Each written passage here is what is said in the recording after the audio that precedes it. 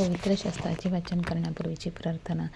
हे देवा, तुझा शब्द वाचत असताना आम्हाला तुझी ओळख होऊ दे. तुझे प्रेम व तुझे स्मरण रोजच्या जीवनात होण्यासाठी तू आम्हाला मदत कर.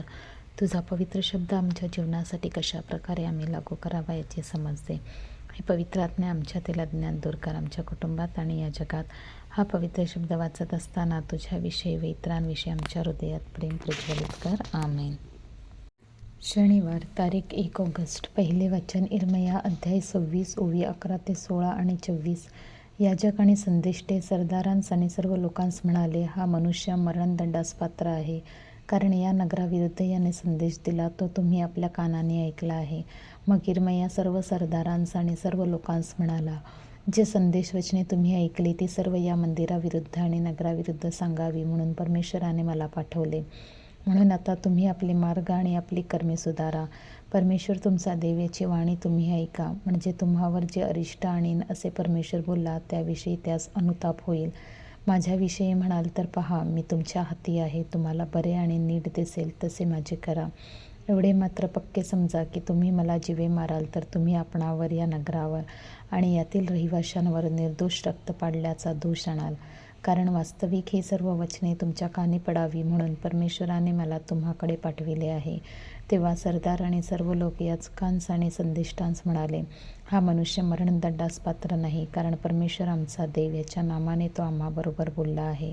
शापानाचा पुत्र अहिकाम याचे इर्मयाला पाठबळ होते, म्हणून तो लोकांच्या हाती लागला नाही आणि त्यांनी त्याला ठार मारले नाही. हा प्रभूचा शब्द. देवाला धन्यवाद. प्रतिसाद स्तोत्र. हे देवा, तू आपल्या विपुल दयेस अनुसरून मला उत्तर दे.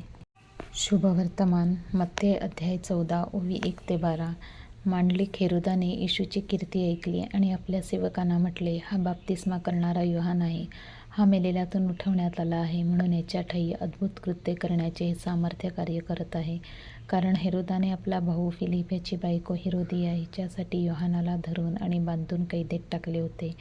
कारण योहानाने त्याला म्हटले होते की तू तिला ठेवावे हे तुला योग्य नाही, आणि तो त्याला जीवे मारावयास पाहत असूनही लोकांना भीत होता, कारण ते त्याला संदेष्टा मानत असत. नंतर हेरोदाचा वाढदिवस आला, तेव्हा हेरोदियाच्या कन्येने दरबारात नाच करून हेरोदाला खुश केले.